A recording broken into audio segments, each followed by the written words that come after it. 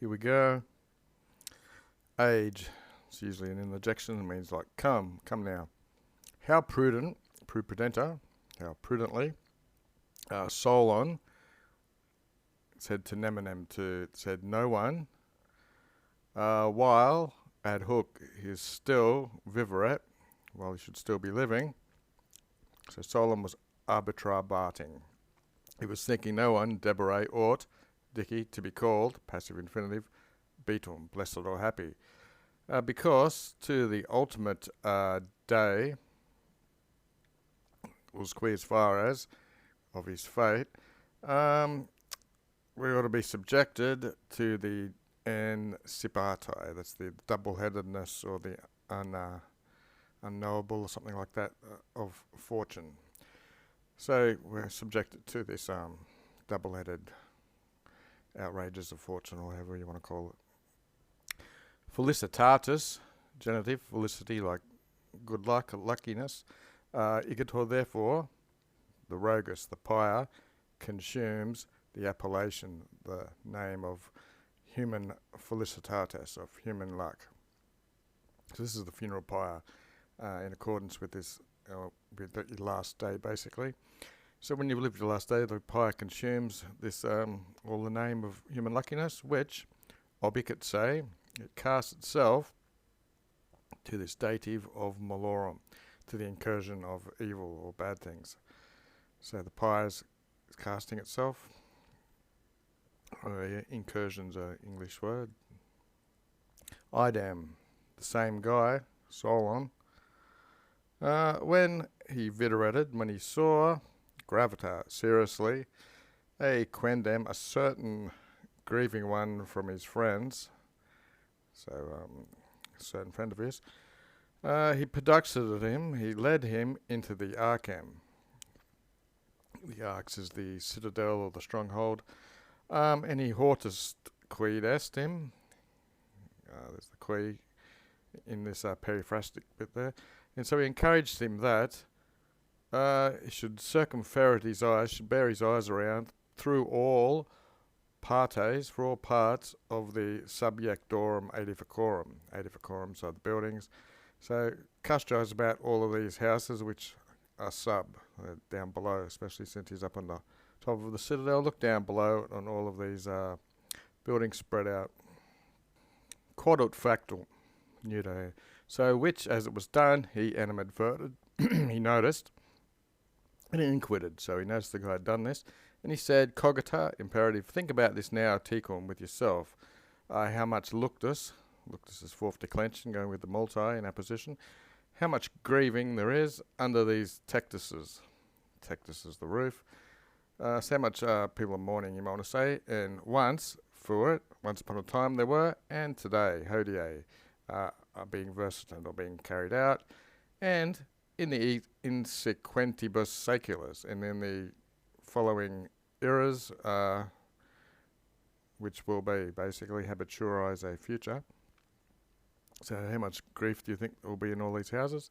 And dismiss them in mite, these incommodas of mortals, these inconveniences or sadnesses of mortals, tamquam, just as if deflere means to weeping, weeping is propria. Propria means is your own. Okay, so that's a whole quote there. Think with yourself, how much grieving is in all these houses, once upon a time, and today there is, and in the following ages that there will be, and just put away all these things as if it is your own thing to weep. Qua consolation, in which consultation, ablative absolute, he demonstrated cities to be the concepta miseranda. This is what used for animal pens. Septa means it's hedged in. Miseranda means it's to be pitied. So cities are these hedged in buildings of human cladiums, for human disasters and disasters, that sort of thing. Idem abat, the same guy was saying, if into unum locum, in with the accusative, if in the one place, cuncti, that means everyone would contour licent, if everyone took took their own evil into one place, or all their problems in the one place, futurum, okay, in the future, I've got an infinitive, to deport their own things home rather than from the acurvo, that's the heap of human misery, of communal miseries. That's why there's an infinitive mallet. So each one, if everyone was to take all this badness and problems into one place, they would prefer to ferry, to bear their own portion, to deport their own things home, than to carry away, looks like someone else's problems, basically, from these communal heaps of miseries.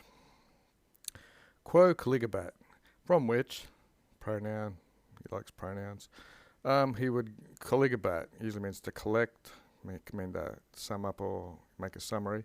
Nos is us, we, not ought we, there's the non, so he'd sum up that not the things which by fortuitousness or by fortune we suffer, praecup we these especially, judicare means to think or judge, intolerabilis maritudinous, this is sort of bitterness.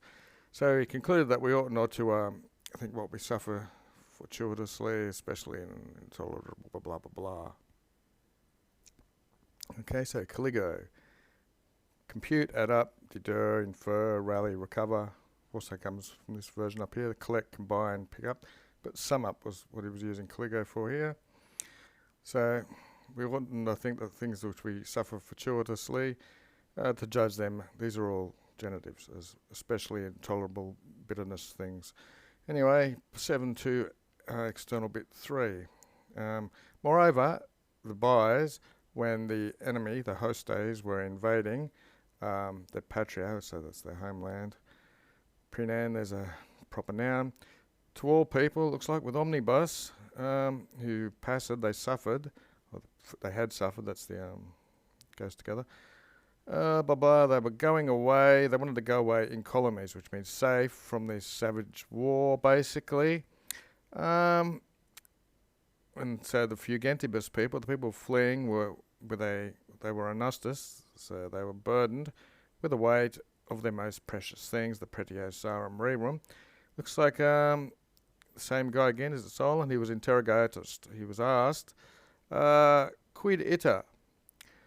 Why not secum with himself was he bearing nothing from his goods?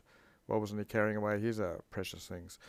And looks like he's inquited here. He says, but I, or indeed I truly, he says, there's inquit, I carry me cum with myself all my goods. So he must be talking about the things that go on his head. 4, there's enum in his pector, in his chest. Okay, he was gestabating, so he was carrying illa, he was carrying this in his chest, in his heart, not on his humerus, not on his shoulders, nor with the eyes, visenda, the things that could be seen, but what could be estimated or thought about in the animo, that can be more of the heart or the soul or the mind or something like that.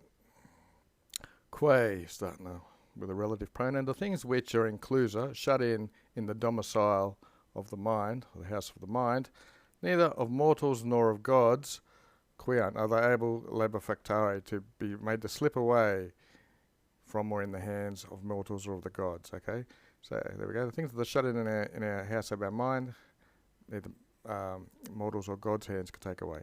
And praesto means there at hand. So the things which are there at hand to the people who menentibus, to the people who remain or stay, thus they are not deserted when they are fugenting, fleeing, another present participle plural. External bit 4. Now, in the words of Plato, ad stricta means very tighten, like boa constrictors, it keeps it tight, but sensu prevalent sentia. So his sentiments in words are very ad stricta, or very tight, or very few words, but it's very strong in sense. So what it's basically saying, the words of Plato, he used a few words, but they were very strong in meaning. Who then demum, finally, predicavated, he predicted, what have we got? The orbem of the world, the orbem of the world is the world, in future would be beaten, would be happy or blessed, when either the sapientes regnare, when either the wise people rule or the regs, the kings, copiscent. They begin to be wise. Okay, simple. External bedrock extension 5.